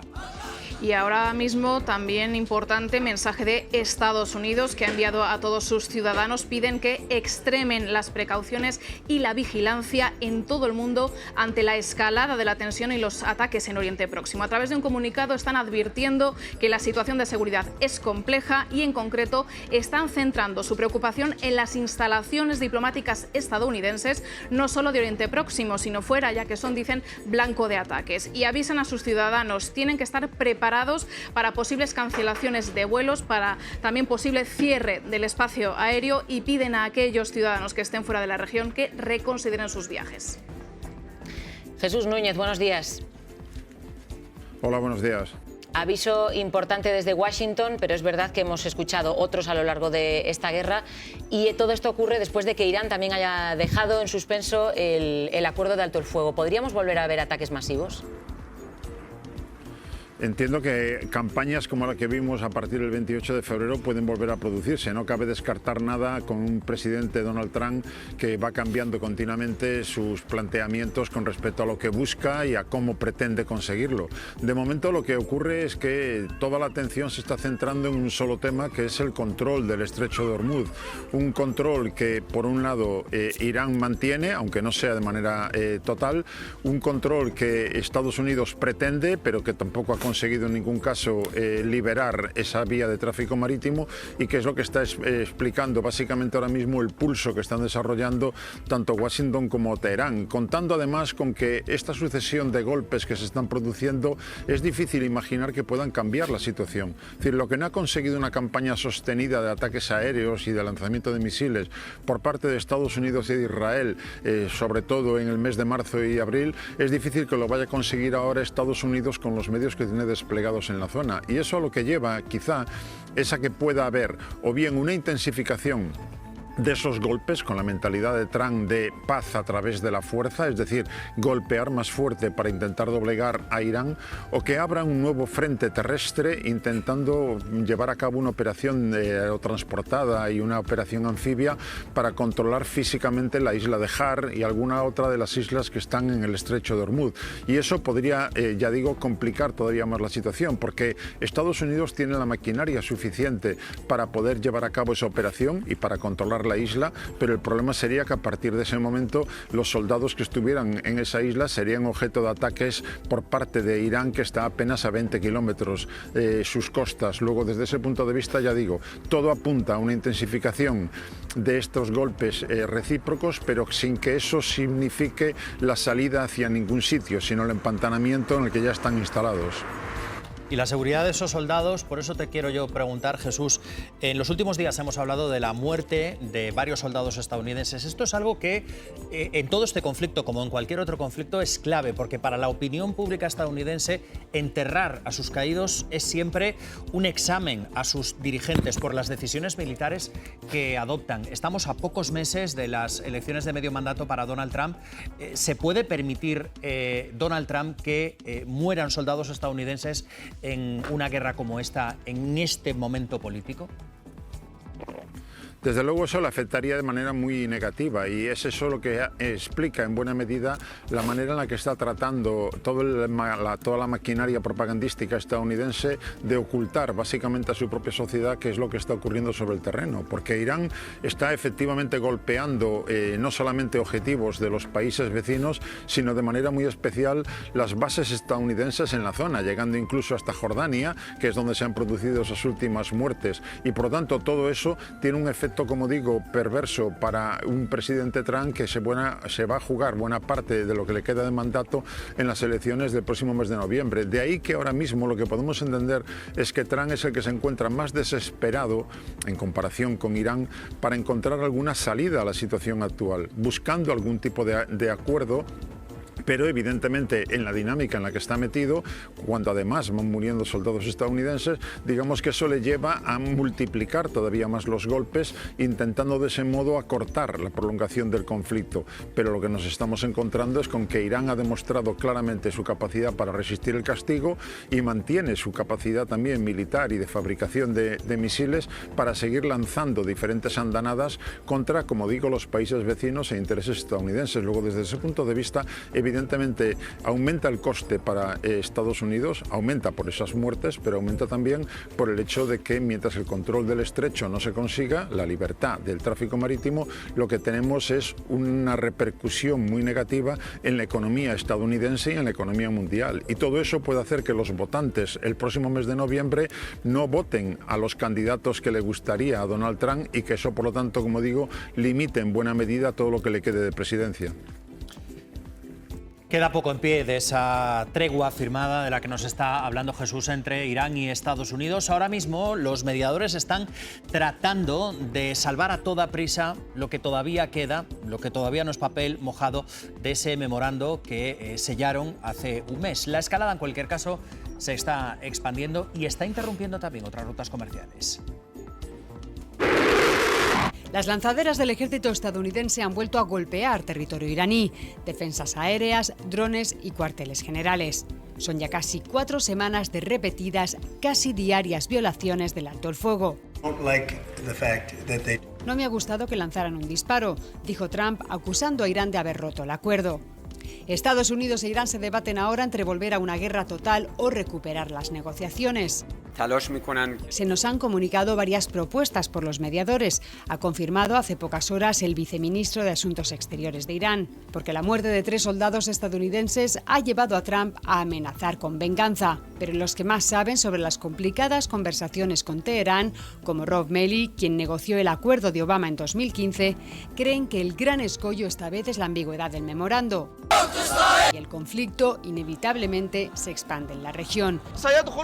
La milicia de los hutíes ha anunciado un bloqueo a los buques saudíes en el Mar Rojo, amenazando la vía alternativa para que Riad introduzca su petróleo en el mercado.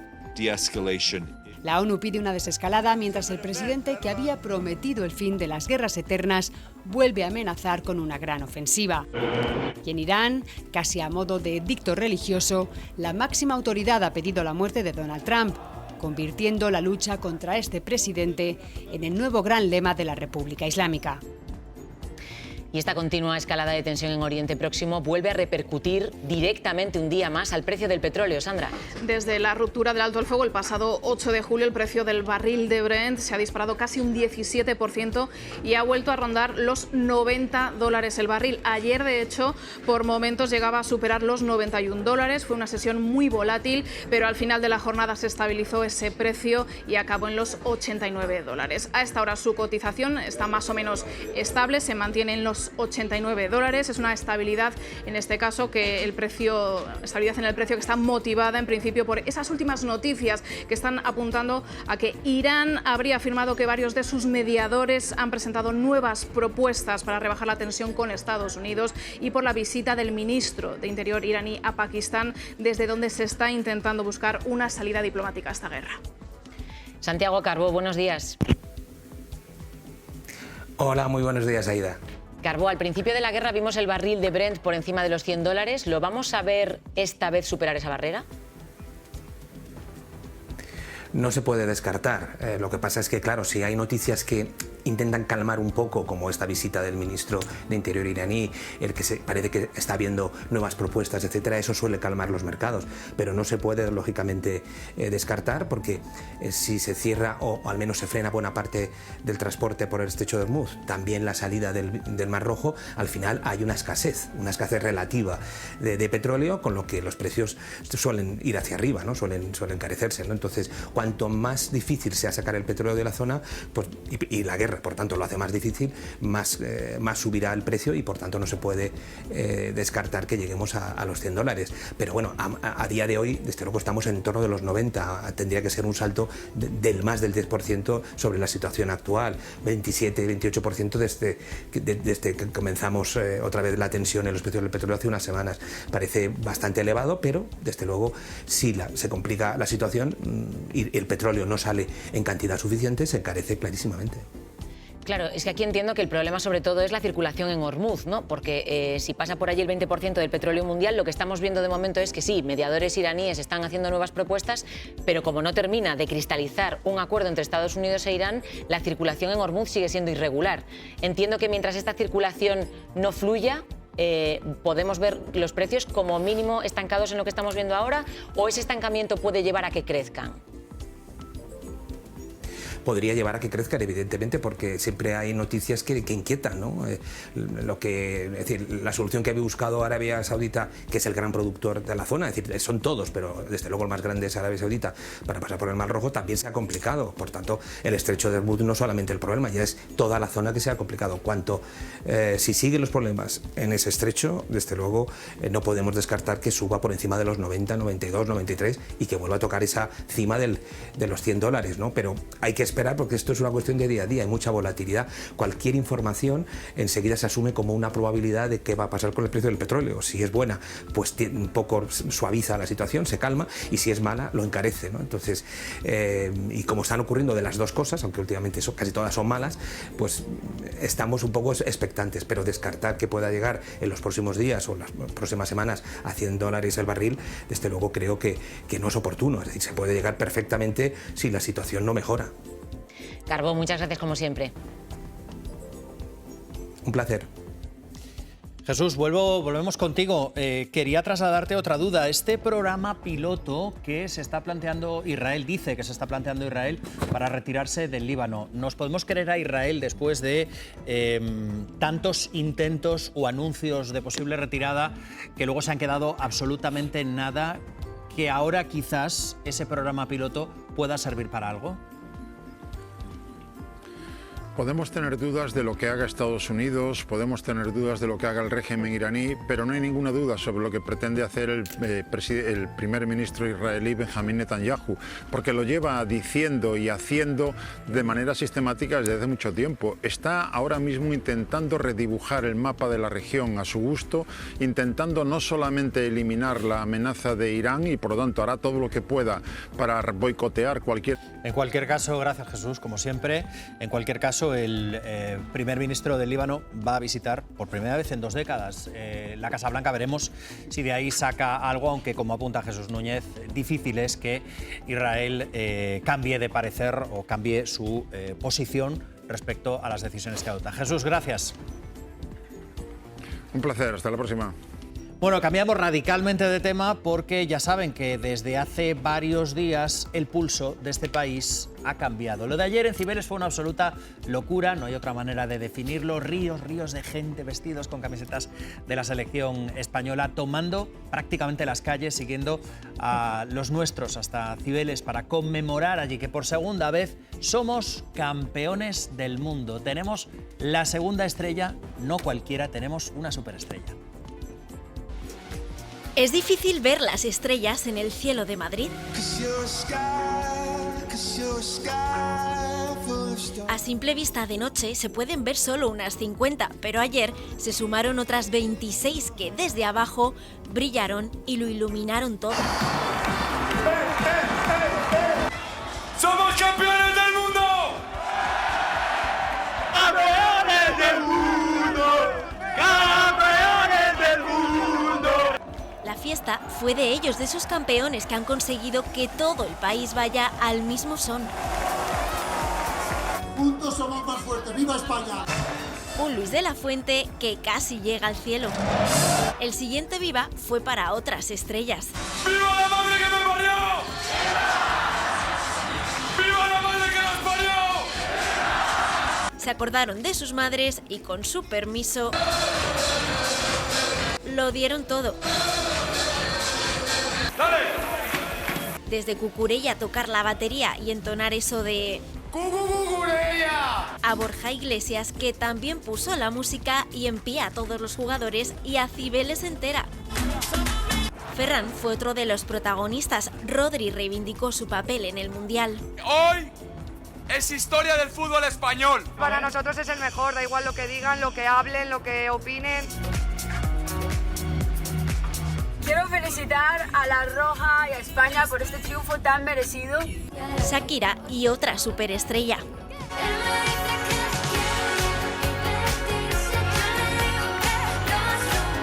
Aunque para muchos quizás fue una celebración fugaz, ¡Yo soy español, español, español! Lo que no son fugaces son esas dos estrellas que ya siempre estarán con nosotros.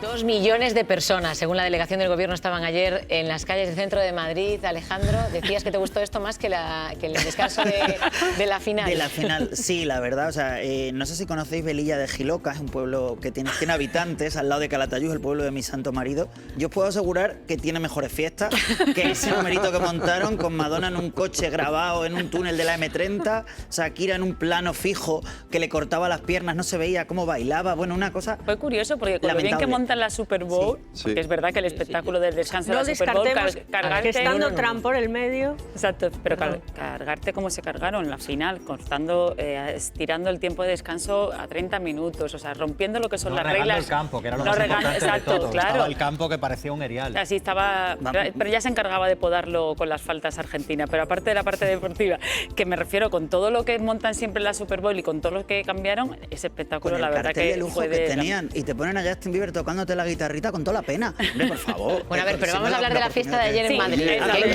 Estamos todos en la final del Mundial. Ya no estamos en la final del Mundial, ahora estamos con la Roja. Pues un fiestón a la altura de, yo creo que las ganas que teníamos todos, que tenía toda la ciudad. O sea, supongo que todos vimos el partido y la ciudad se quedó completamente muda y vacía. Y ayer todo era fiesta en las calles, pero es que la noche anterior también lo era y el que pudo se lo pasó maravilla. Es una imagen maravillosa, cómo se llevan, cómo se tratan, cómo se gestionan entre sí estos jugadores. Yo no sé si es porque muchos son muy jóvenes y han empezado...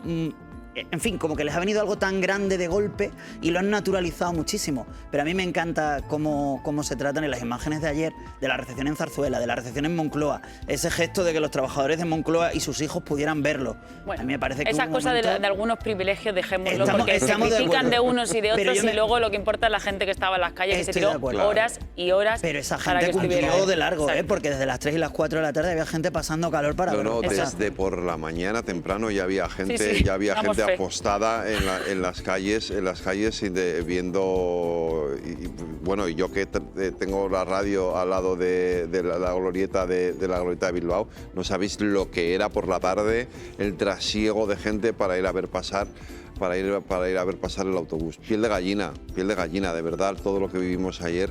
todo lo que vimos el domingo, desde luego, y todo lo que vimos ayer, pero es absolutamente maravilloso y emocionante. Y un nombre sobre la mesa, algo que has dicho tú, eso es el mérito de Luis de la Fuente, haber conseguido que eso sea un equipo. Decía Di Stéfano que el mejor jugador del mundo es un equipo.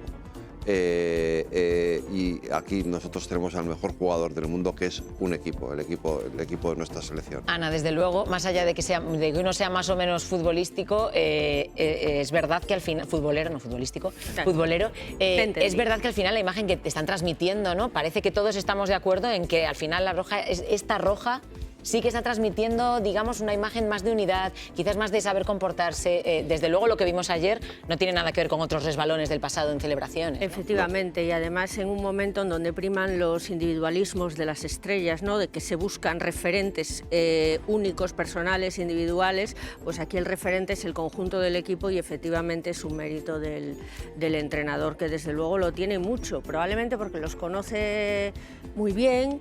Y no solo se trata de que estén muy compenetrados para jugar, sino que lo están en la faceta humana también. Eso es lo que transmiten, aparte de una profunda humildad que a mí me encanta y es desde luego para tener muy en cuenta con eso que tal dices, y como están los valores. La humildad de Luis de la Fuente para mí es, o sea, un valor absolutamente... Siguiendo con eso que dices del reflejo que dan a la sociedad, cómo hablan de salud mental sin ningún problema, cómo se confiesan los que... Sus familias... los que son religiosos, como dicen, soy creyente, sin ningún tipo de tapujos, seas Lamine Yamal rezando en el césped. O Ferran Torres diciendo, Dios me ha ayudado a estar donde estoy. Por supuesto, el mi apoyo a situación. Palestina. No, exacto, me refiero, que digo que hablan con total naturalidad de sus situaciones personales, sin perder de vista pues que son referentes mundiales.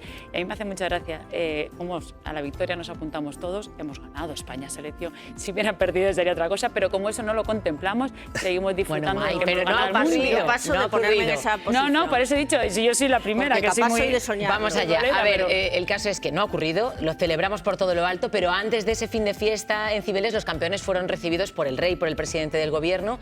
Este fue el recorrido que hicieron los jugadores. Aterrizaba la Copa del Mundo y los campeones, con orgullo, ya en Zarzuela. Recibimiento de la familia real y reconocimiento de Felipe VI para los héroes. Lleváis ya para siempre esas dos estrellas, tanto brillar para toda España. En Moncloa, el presidente Pedro Sánchez les animó a seguir ilusionando. ¿Por qué no en 2030 soñar con que no hay 2 sin 3? Y en las calles... ¡Viva España! 2 millones de personas, casi nada, les esperaban para festejar juntos la Copa. Hay que celebrarlo por todo lo alto. Con muchos nervios y alegría, la verdad. El bus de los Reyes del Mundo arrancaba y desde el primer puente y los primeros kilómetros, la marea roja acompañaba a su selección. Todo era alegría, tiempo para guardar en la memoria el momento histórico. La banda sonora en el bus la ponía un panda. Lamine y Nico revolucionaban el ambiente y Unai nos demostraba que lo de parar es realmente lo suyo. Cucurella acunaba el título que todo el mundo ansía tener y el míster de la Fuente nos recordaba lo que somos. Una rúa histórica donde la salida de emergencia de los campeones, la única posible, llevaba a Cibeles. Sergio Sauca, muy buenos días. Hola, ¿qué tal? Buenos días. Vimos una marea de personas, según la delegación de gobierno, más de 2 millones. Y es verdad que yo creo que esos 2 millones y toda esta mesa estamos de acuerdo en el papel, lo comentaba hace unos minutos Federico, de Luis de la Fuente. Bueno, él ha conseguido dar normalidad a todo lo que sucede y claro, dar normalidad a un grupo de chavales que son campeones del mundo y que son todos superestrellas, algunos de ellos multinacionales, que están en los edificios como Lamine, lo hemos visto en este Mundial de cualquier parte del mundo, es muy difícil. Y que además, cuando están dentro del grupo, se comporten de una manera muy normal, muy natural. Mantenerles los pies en la tierra. Yo creo que es un poco el espíritu de Vicente del Bosque, que lo consiguió también con la generación de 2010. Ahora Luis lo ha prolongado con una dificultad añadida. Ahora, con el tema de las redes sociales y la exposición que tienen estos chicos inmediatamente en cualquier parte del mundo con lo que hacen, yo creo que es más complicado todavía. Salvo Unai Simón, que recordamos no tiene redes. ¿Y Rodri? No, y Rodri. Ah, Rodri tampoco.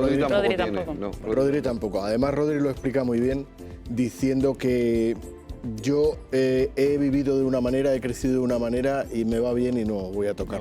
Si algo funciona. Y entonces, bueno, pero para lo que estábamos hablando yo creo es más complicado todavía. Y bueno, en el fondo yo creo que dan lecciones, transmiten un mensaje de naturalidad, de espontaneidad, porque ayer la celebración yo creo que era como un grupo de chavales jóvenes que están celebrándolo con sus amigos, pero claro, es que no es tan así. Porque ellos no siempre son ha sido gente... así, ¿no, Sauca? Bueno, son muy siguen sin ser así en determinados casos y además lo estamos viviendo continuamente en el fútbol español, en la Liga y en otras competiciones, ¿no? Gente que cuando le quitan del campo te montan pollo, gente que en las redes sociales que tienen una presencia tal o gente que le gusta mucho, bueno, en fin, una serie de cosas que se trata más de destacar lo positivo que lo negativo, ¿no? Pero que es una realidad y que es un valor que hay que poner hay que subrayar mucho porque es gran mérito de la Fuente y gran patrimonio del rendimiento del equipo. Son muy bro entre ellos, muy bro. Son muy jóvenes. Sí.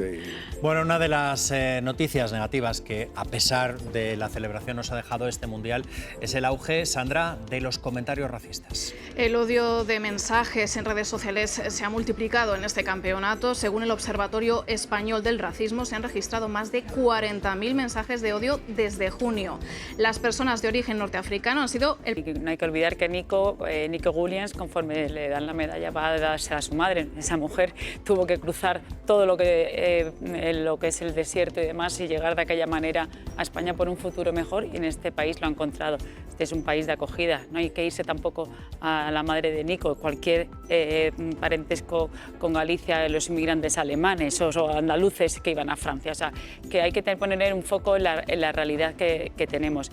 Y estos chicos lo que nos invitan a pensar también es eso, esa pluralidad que existe en España y cómo ellos, ya no sabemos si es mérito también de sus familias, que tienen también mucho, como de Luis de la Fuente y de sus entrenadores, cómo les llevan a mantenerse los pies en la sociedad actual y a reconocer valores que se están poniendo cada vez más en tela de juicio. Pero vamos a recordar los datos del observatorio. En el mes de junio, 40.000 mensajes de odio en redes sociales, que es cierto que de una forma masiva y mayoritaria es lo que está planteando Mai, pero existen esos 40.000 mensajes, muchos de ellos son mensajes que las propias redes sociales anulan o eliminan para que no aparezcan en los feeds de los usuarios. Las personas de origen norteafricano concentran prácticamente el 90%, Alejandro, de los insultos y comentarios de odio. Por lo que sea, y Lamine Yamal es el más... por lo que sea.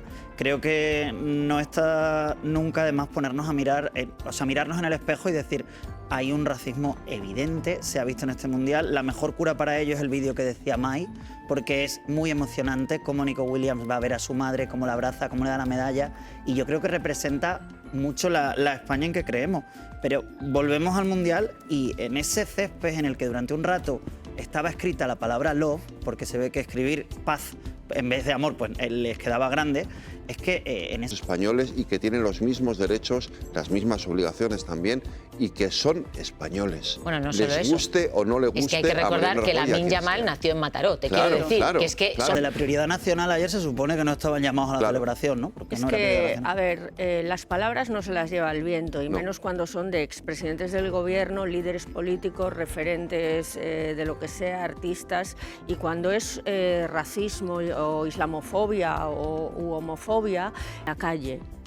Porque no solo en las redes sociales estén ahí y demás, yo creo que habría que replanteárselo. Esto el algoritmo de X, pero eso pasa a la calle. Del plano político y del plano social, Sauca, pero a nivel deportivo, dentro de los clubes y demás, ¿cómo ves tú la evolución contra el racismo? Porque es verdad que en los últimos años sí estamos viendo, ¿no?, acciones más contundentes o condenas, digamos, más firmes.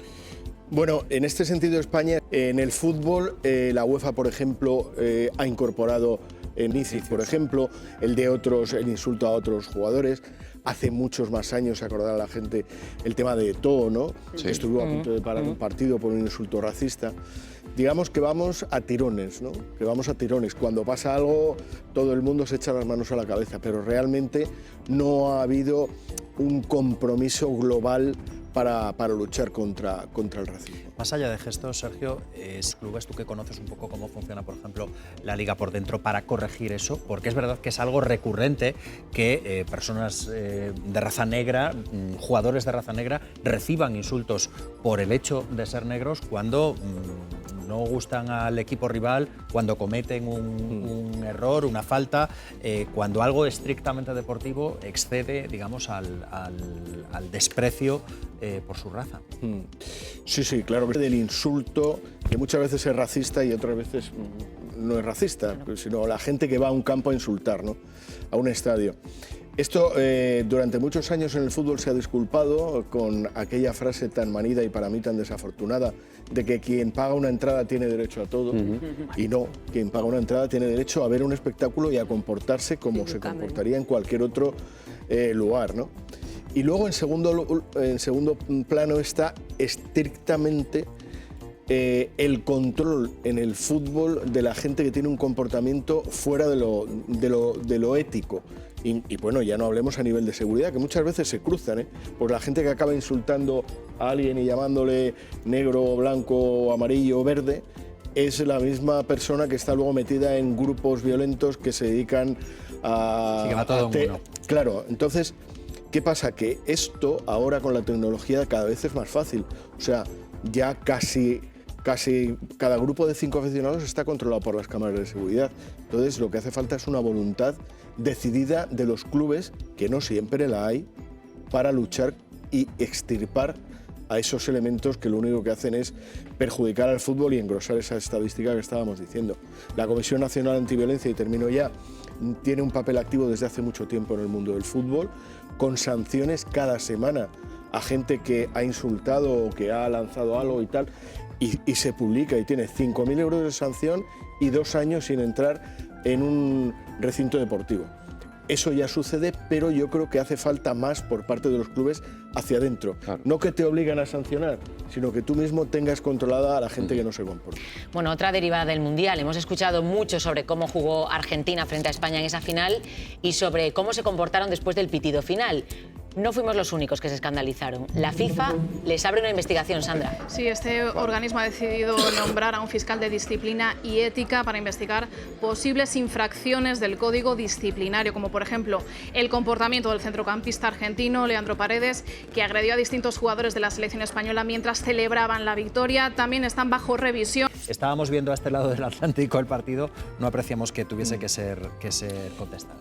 Bueno, hay casos y casos. Por ejemplo, el de Leandro Paredes no es extraño porque es un sospechoso habitual. Como la película de Kevin Spacey, ¿no? Es un tipo que estaba mirando ahora desde el año 21, todas las temporadas ha tenido sanciones. Y la media es sanciones por cuestiones de este tipo. Bueno, por cuestiones, por agresiones. Por comportamiento violento, digamos, en el campo. Sí, por no hacer las cosas bien. O sea, que es una persona que es bastante tendente a hacer cosas que no debe, ¿no? Bueno, y que en la final le pitaron una segunda falta que era una segunda amarilla, pero que como Enzo se fue antes del campo... Quiero decir que Paredes ya durante el partido, esto no fue solo al final, ¿no? Que ya durante es que el partido... además la tarjeta que le pitaron fue porque de repente le pega una patada a Rodri, me parece que fue, a Rodri, sí. Y se acerca no sé quién y directamente le pega un empujón en el cuello y le tira como si fuera el jefe de la banda, ¿no? Mi balón, de la pandilla, el jefe de la pandilla, tú que me dices, ¿no? Viendo el Mundial que llevaban a Argentina, entonces, nos sorprendió. El árbitro directamente le sacó amarilla. Hay que recordar que solo juega un tiempo, pero vamos, tiene una presencia durante la segunda mitad y al final del partido, entonces este es un tipo bastante pendenciero y poco edificante, ¿no? Luego el tema de Fabián Ayala sorprende especialmente porque él jugó toda su vida en España, en el Valencia sobre todo, ha tenido una carrera larga y prolongada en nuestro país y siempre... Pero cuando la gente quiere disculparse con lo que estábamos diciendo de la tensión, del final del partido y tal, hay que ponerles a Scaloni. Scaloni fue impecable desde el principio hasta el final. Incluso en un momento de tensión lo que hizo fue intentar sacar al resto de jugadores españoles que iban hacia allá para que no hubiera más problemas, ¿no? Entonces, y luego el dar la espalda... Ahí va yo. Quiero decir, porque Scaloni es verdad que él tiene una actitud estupenda, está emocionado por la derrota, casi, digamos, genera una cierta empatía como seleccionador. pero como seleccionador no se puede tomar una determinación de que todo tu cuerpo técnico, todos tus jugadores no le den la espalda al ganador de un mundial mientras está levantando la copa, porque a mí eso sí me sorprende. Es como el caso de Messi, ¿no? Messi se va, Messi se va, pero tampoco corrige la actitud de ninguno de sus compañeros. ¿Quién lideró eso? Yo quiero saber eso. Sergio. Bueno, es difícil, ¿eh? Es difícil, pero lo que sí hay detrás de eso es la relación entre los futbolistas argentinos y España es tremenda, porque es que juegan muchísimos aquí. Tradicionalmente han jugado todos los grandes futbolistas argentinos, han estado en nuestra liga. No ha habido nunca problema, me refiero nunca, podría haber un caso aislado, pero ha habido unos de ellos han sido ídolos. Fíjate, Cholo Simeone en el Atlético de Madrid, por ejemplo, ahora, ¿no? Que son prácticamente referencia, ¿no? Entonces, como que hay un fondo de desagradecimiento, ¿no? Porque que te olvides de todo la relación que ha habido entre España y Argentina a nivel futbolístico, porque has perdido una final con absoluta justicia, sin ningún tipo de cosa rara, yo creo que es un poco feo. Y también enlaza con lo que decíamos ayer, ¿no? El replanteamiento que a mi modo de ver tiene que hacer el fútbol sudamericano sobre este cancherismo que les está llevando a la irrelevancia, y a ver cómo equipos y selecciones de otras zonas del mundo, como África, por ejemplo, ejemplar, y en cambio ellos están metidos ahí en unas batallitas que no sé yo. Sauca, gracias, como siempre. Un placer. Bueno, después de la que liasteis ayer, miedo me da darle paso a nuestros compañeros de Mañaneros 360. Adela, Javier, buenos días. No sé de qué me habla, señora. Yo tenía unos platillos aquí, pero vamos a dejarla.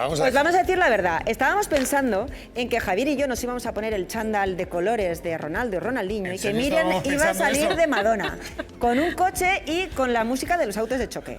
Pero no, nos estáis viniendo demasiado arriba, compañeros. Por lo que sea. Bueno, a lo que estamos. Vamos a leer todo eso, vamos a leer, por supuesto, los mensajes políticos en toda esa celebración, que los hubo, y lo que el ojo no vio, que lo hay, y vamos a asomarnos efectivamente a las últimas horas. Las dos claves hoy en tribunales. Julio Martínez declarando a esta hora en una especie de sálvese quien pueda, porque Plus Ultra señala a Julio Martínez. Julio Martínez señala a Zapatero. Hoy vamos a leer los 3 escritos, 3 en menos de 24 horas para Panado, y un juez que después de todo probablemente se va de rositas. Hoy tenemos efectivamente una mañana caliente en tribunales. Bueno, pues todo eso en Mañaneros 360. Nosotros continuamos. Tenemos una noticia de última hora. Han detenido a un hombre por el presunto asesinato de una mujer de 45 años en Alameda de la Sagra, en Toledo. Los hechos se están investigando, Sandra, ya como un presunto caso de violencia machista. Sí, la Policía Judicial de Toledo está en estos momentos investigando el suceso que se habría producido esta madrugada en el domicilio familiar. La víctima tenía 45 años y habría muerto por heridas de arma blanca. Los servicios de emergencia solo han podido certificar su muerte. El presunto autor ya detenido sería su pareja, un hombre de 48 años. Según los primeros datos de los que disponemos, el crimen se habría producido, como decimos, en el domicilio familiar y en presencia de 3 de sus hijos de 26, 20 y 12 años. La pareja además tiene otra hija de 27 años que no vive con ellos. Ni la víctima ni el agresor estaban registrados en el sistema Biogen y no constaban antecedentes por hechos similares. El presidente de Castilla-La Mancha, Emiliano García Paje, ha calificado este suceso como un acto de salvajismo. Francisco Javier Herrero Arribas. Javi Momboro Polvorín. Carrión de los Condes. Web tienda online. Momboro Moda Capricho. momboromodacapricho.com. Artículos personalizados Momboro Polvorín. momboromodacapricho.com. Inicio Momboro Modas tienda novedades. Visita mi web. También catálogo en WhatsApp. +34 664 828 044. Atención personalizada a cada cliente. Sin sistemas ni robots. Teléfono y WhatsApp +34 688 776 781. Contacta conmigo sin ningún compromiso. Estaré encantado de atenderte. Muchas gracias. Francisco Javier Herrero Arribas. Javi Momboro Polvorín. Carrión de los Condes. Online store. Momboro Moda Capricho. momboromodacapricho.com. Personalized items Momboro Polvorín. momboromodacapricho.com. Home Momboro Modas Shop New Arrivals. Visit my website. Catalog also available on WhatsApp. +34 6648 28044. Personalized attention for each customer. No automated systems or robots. Phone and WhatsApp +34 6887767781. Contact me with no obligation. I'd be happy to assist you. Thank you very much. Servicios. Diseño gráfico y multimedia. Creación y mantenimiento de páginas web. Diseño de moda exclusiva a capricho. Clases de informática presencial y online. Logotipos, folletos, carteles, vídeos, publicidad. Retoque y reparación de fotografías. Edición y montajes de vídeos personalizados, eventos, cumpleaños. Carteles y vídeos, asociaciones, redes sociales.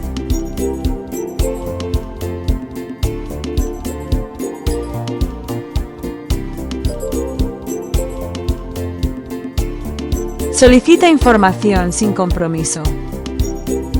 Muchas gracias.